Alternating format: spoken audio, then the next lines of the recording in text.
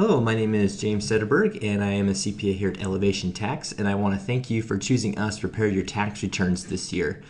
I want to spend the next few minutes going over the Foreign Single Member LLC Tax Organizer. The purpose of this organizer is to not only help us organize all of your tax information for your business, but to also help you organize the information that you need on your end.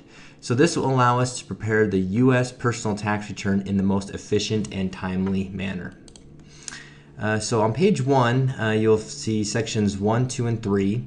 Section 1 asks for some basic information concerning your business, such as the name, EIN, and address. Section 2 requests information regarding the business owner or owners. Please make sure you complete each field, as all of this information is necessary to complete the return. The bottom of section 2 is where you will select your filing status as well as your personal address. Section 3 asks some basic questions about the accounting methods and activity of the business. Additionally, you are asked if you have ever filed a U.S. tax return.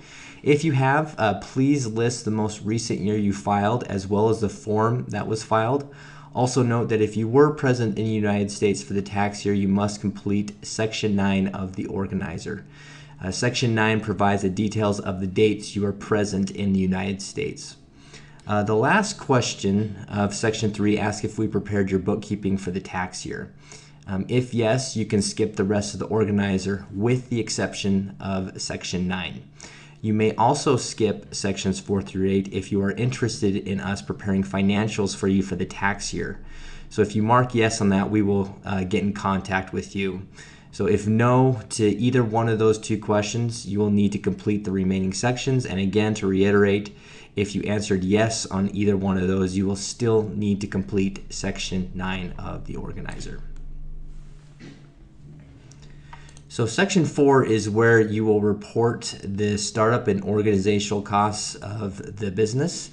These are costs that were incurred before business operations began. So make sure you read this paragraph here for more information and then list all the startup and organizational costs here.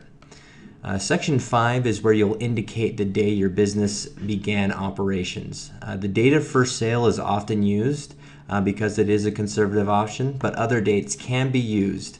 However, we do recommend that you keep documentation to support this date for whatever date you choose as the day your operation started.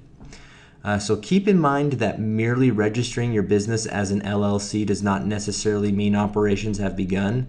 I often like to think, as an example, that a retail store has begun operations when it finally opens its doors to its customers. So the date you choose should be reflective of this example. If your business is still in the startup phase at the end of the year, check the business still in startup phase button here. And in that case, the Schedule C for the business will not report any expenses. However, don't worry about that. Those expenses will simply roll forward and be included on next year's tax return, assuming business operations have begun that year. Section 6 is where you report the income and expenses of the business that occurred after operations have started. So if you listed any expenses in Section 4, these expenses should not be duplicated in this section. Section 3 is if you have any inventory to report. So inventory is products that you have purchased or created with the intention of reselling to a customer. If this is the business's first year of operations, the beginning amount will more than likely equal 0. If this is the business's second or later year, beginning inventory should equal the ending inventory balance from the prior year. Section 8 is for any assets that were placed into service during the tax year.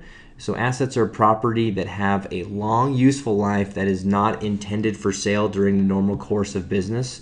So while there can be any number of different assets, the most common assets we see include computers, computer equipment, printers, scanners, and office furniture.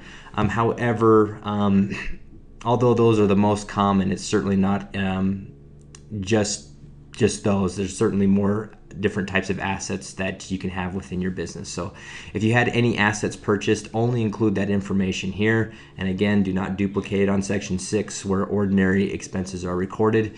And then be sure to complete each field for each asset that you have placed into service for the tax year. Section 9 will only need to be completed if you are present at any time in the United States during the tax year. So if you are present, be sure to enter the date you entered the United States and the date you left the United States for each trip. And the final part of the organizer contains the additional notes section. We understand that the organizer is not all-inclusive, and there may be some items that are pertinent to your tax situation that is not asked about in the organizer. So this is a section where you can record those situations, amounts, or other figures. So once the organizer has been completed, be sure to review your entries for accuracy, as we will be using this information and figures to complete your tax return. If everything is accurate, please submit to us the completed organizer as well as any other additional documents you feel pertain to the taxes of this business. One example would be like a Form 1099. So feel free to either fax or email or upload all the documentation to us. Thank you.